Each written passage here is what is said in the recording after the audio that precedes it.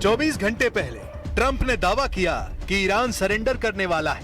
24 घंटे बाद ट्रंप धमकी दे रहे हैं कि ईरान को भस्म कर डालूंगा। ईरान पर जितने तरह के अमेरिका ने बम नहीं फोड़े हैं, उससे कहीं ज्यादा ट्रंप ने तेवर बदले हैं। कल तक ईरान से डील फाइनल होने का दावा कर रहे ट्रंप आज फिर भड़के हुए हैं। ट्रंप ईरान के दांव को उसी पर आजमाने लगे हैं। ट्रंप युद्ध में हुए नुकसान की डिमांड कर रहे हैं, लेकिन ईरान ट्रंप को शौक पर शौक दे रहा है।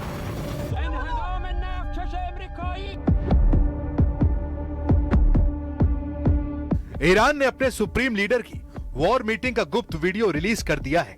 यह वीडियो ट्रंप को 440 वोल्ट का झटका देने वाला है, क्योंकि supreme leader Mustafa Khamenei fit and fine है।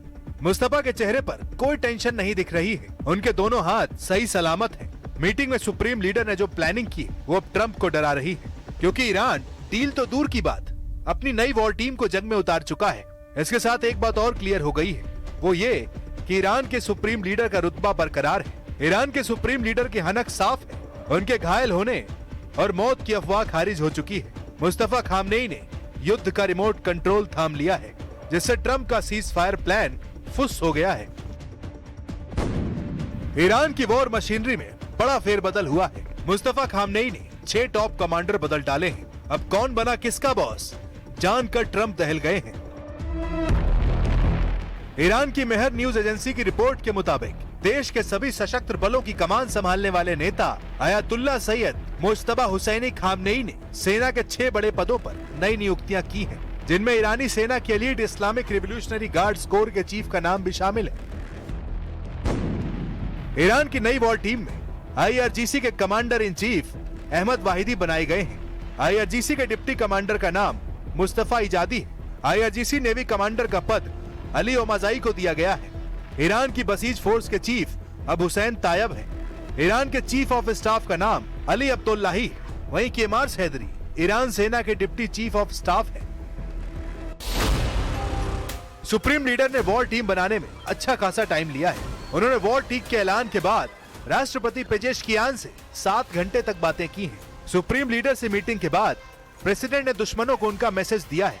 ईरान ने साफ किया है कि वो युद्ध में मजबूती से टिका हुआ है। नई वॉर टीम ईरान को युद्ध में जीत दिलाने के लिए बनाई गई है।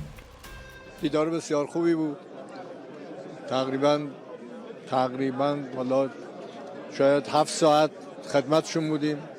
از تمام مسائل کشور رو تونستیم با همدیگه گفتگو کنیم و خب طبیعتاً دغدغه اصلی که اونجا مطرح میشد در رابطه با مسائل معیشت مردم بود، وضعیت بازار بود، اشتغال بود، مسکن مردم. ईरान ने हरमुज पर ट्रंप को समझौते का ऐसा ऑफर दिया जिसने उन्हें भड़का दिया है। ईरान की तरफ से कहा गया है कि अगर ट्रंप हरमुज खोलने पर बात करना चाहते हैं तो उन्हें 400 अरब डॉलर का दांव लगाना होगा।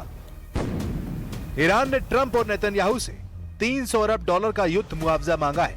साथ ही ईरान को अपने वो 100 अरब डॉलर वापस चाहिए जिसे ट्रंप ने फ्रीज कर रखा है। ट्रंप इन शर्तों को मानेंगे तब ईरान हरमुज पर बात करेगा। बातचीत में ईरान की डिमांड क्या होगी, इसका अभी कुछ पता नहीं। पेजेशकियान ने वार्निंग दी है कि जो दुश्मन ईरान का सरेंडर चाहता है उसे अब मुस्तफा खामनेई के आगे झुकना होगा।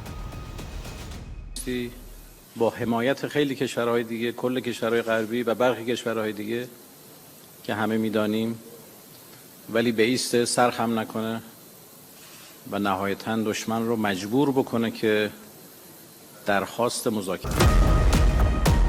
इन नई डिमांड से बौखलाए ट्रंप ने जवाब में ईरान से उन सभी लोगों के लिए मुआवजा मांगा है जिनकी मौत कभी भी किसी भी खाड़ी युद्ध में हुई हो। 1983 में बेरूत के मरीन कंपाउंड में बम धमाका भी शामिल है। बेरूत बम ब्लास्ट में 241 अमेरिकी सैनिकों की मौत हो गई थी। यही नहीं, ट्रंप ने साल 2003 से 2011 के बीच इराक में मारे गए 603 अमेरिकी सैनिकों का हर्जाना ईरान से मांगा है। ट्रंप ने कहा है कि वो ये भी चाहते हैं कि तेहरान मारे गए ईरानी प्रोटेस्टर्स के परिवारों को मुआवजा दे। They asked for reparations, you might say, or they asked for money for the damage that we've done. I said, that's a good idea. Well, we're going to ask for money for the damage they've done over a 50-year period. Whether you go SS Cole or whether you go all of the people that were so badly hurt, so badly wounded or killed, many thousands of people. and maybe damages for the 52,000 protesters over the last 4 months that were killed in Iran. Trump के गुस्से को बढ़ाने वाला एक नया ऐलान Iran ने इसके बाद किया है।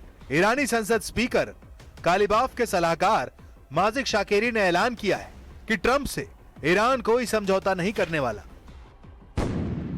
माजिद शाकेरी ने सोशल मीडिया पोस्ट कर सीधे शब्दों में लिखा है, ट्रंप हमारे साथ किसी भी तरह के समझौते तक नहीं पहुंच पाएंगे। हम 20 जनवरी 2029 तक इंतजार करेंगे और हम उनका कार्यकाल खत्म होने तक इसी तरह बने रहेंगे। ये ईरान का स्ट्रेटेजिक पेशेंस यानी रणनीतिक धैर्य का प्लान है, जिसका मकसद ट्रंप को युद्ध में तब तक उलझाए रखना है जब तक उनका कार्यकाल खत्म नहीं होता। ट्रंप के प्रेसिडेंट पद से विदाई के बाद ईरान अपनी ज्यादातर शर्तों को मनवाकर युद्ध में जीत का ऐलान कर सकता है, लेकिन हार्मूज 2029 तक बंद रहा तो पूरी दुनिया में हाहाकार मच जाएगा। हार्मूज से तेल सप्लाई पर लगे ब्रेक ने कई खाड़ी मुल्कों को कंगाल करना शुरू कर दिया है।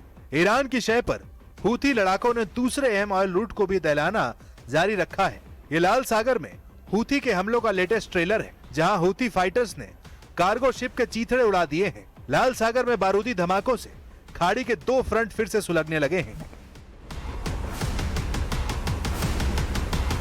यही वो 2 फ्रंट बारूदी धमाकों से दहल रहे हैं। यमन के लड़ाका हूथी तेल रूट बॉब अल मंदेब में दुश्मनों के जहाजों को तबाह कर रहे हैं। इधर इजराइल लेबनान में हिजबुल्लाह को सिर उठाने की मोहलत नहीं दे रहा है, मगर मार बराबर की है। हूथी के हमले ज्यादा सटीक और विनाशकारी दिख रहे हैं। इजराइल की बमबारी भले ही भीषण है, लेकिन हूथी के हमलों का खौफ कई खाड़ी देशों में फैल रहा है, क्योंकि हार्मूज के बाद दूसरे तेल रूट का ब्लैक तबाही लाने वाला साबित हो सकता है। ईरान समर्थित हूथी फाइटर्स ने एक डेक कार्गो शिप को मिसाइल धमाके में उड़ा डाला है। लाल सागर से गुजर रहे कार्गो शिप पर हुए हमले में 3 लोगों की मौत होने की खबर है। यमन मिलिट्री ने इस हमले की डिटेल रिलीज कर बताया है कि बॉब अल मंदेब से हूथी की परमिशन के बगैर गुजरना अब खतरे से खाली नहीं है। बिअौनिल्लाहि तआला व बित्तवक्कुल अलैहि नफذت अव्वल अमलियतिन अस्करिया वذلك بدفعة من الصواريخ البالستية والتي استهدفت أهدافا عسكرية حساسة للعدو الإسرائيلي جنوبي। ईरान की नई वॉर पॉलिसी के मास्टरमाइंड कमांडर मोहसिन रेजाई माने जा रहे हैं, जिन्हें सुप्रीम लीडर मुस्तफा खामनेई ने ईरान की सिक्योरिटी का सुपर बॉस बनाया है। रेवोल्यूशनरी लड़ाकों के पूर्व कमांडर इन चीफ रहे मोहसिन रेजाई ईरान के नए सिक्योरिटी चीफ बनाए गए हैं। रेजाई को ये पद बाकर जोरगाद्र की जगह मिला है। रेजाई ईरान के सबसे कट्टर जनरलों में से एक माने जाते हैं। मोहसिन रेजाई ने अमेरिका और इजराइल से लंबे समय तक युद्ध जारी रखने का प्लान बनाया था। एक बात जो कमांडर रेजाई को सबसे खास बनाती है वो है उनका काउंसिल में सुप्रीम लीडर का प्रतिनिधि होना, यानी रेजाई के पास डबल पावर, जिससे वो ईरान की पूरी मशीनरी पर कंट्रोल कर सकते हैं। ये कमांडर रेजाई ही थे जिन्होंने हार्मूज को एटम बम के बराबर का हथियार बताया था। अब वही कमांडर ट्रंप से टकराएगा, वही कमांडर नेतन्याहू की प्लानिंग खराब करेगा। कमांडर रेजाई युद्ध का रुख किस ओर ले जाते हैं अभी वक्त बताएगा, लेकिन सीरिया में एक मुकदमे पर आए फैसले ने कई देशों की टेंशन बढ़ा दी है, क्योंकि कुछ दिनों से साइलेंट दिख रहे सीरियाई अखाड़े में फिर घमासान का ग्राउंड तैयार हो गया है। अब सीरिया से आई इन तस्वीरों की कहानी भी जान लीजिए, क्योंकि यह मुकदमा एक नए वॉर एंगल की तरफ इशारा कर रहा है। सीरिया से आई ये तस्वीरें पूर्व राष्ट्रपति के गुनाहों का हिसाब है। पिंजड़े में कैद दिख रहा आदमी कभी सीरिया का सबसे खूंखार ब्रिगेडियर जनरल था, लेकिन अब उसी के सिर पर मौत नाच रही है। सीरिया की अदालत में सिविल वॉर के दौरान वॉर क्राइम और इंसानियत के खिलाफ क्राइम के आरोपों में दोषी ठहराए जाने के बाद पूर्व राष्ट्रपति बशर अल असद को मौत की सजा सुना दी है। असद दिसंबर 2024 में तख्ता पलट के बाद परिवार समेत मॉस्को भाग गए थे, लेकिन अहमद अल शरा की हुकूमत ने असद पर मुकदमा चलाकर उन्हें फांसी पर टांगने के बंदोबस्त कर लिए हैं। असद के साथ कोर्ट ने आतिफ नजीब को भी मौत की सजा सुनाई है।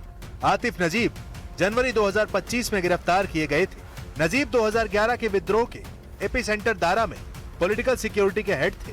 उस वक्त उनके एक्शन को इंसानियत के खिलाफ क्राइम साबित किया गया था।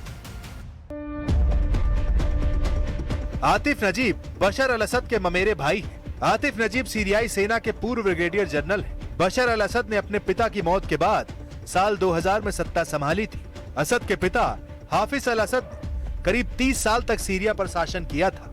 बशर अल असद ने दिसंबर 2024 में पद से हटाए जाने तक सत्ता संभाली थी। सीरिया में साल 2011 में गृह युद्ध शुरू हुआ था। इसे असद की सेना ने ताकत के बल पर कुचल दिया था। यह अशांति तेजी से पूरे देश में फैल गई थी, जिसका फायदा उठाकर तुर्की ने सीरिया में अपने पसंद के अहमद अल शरा को तख्ता पलट के लिए उकसाया।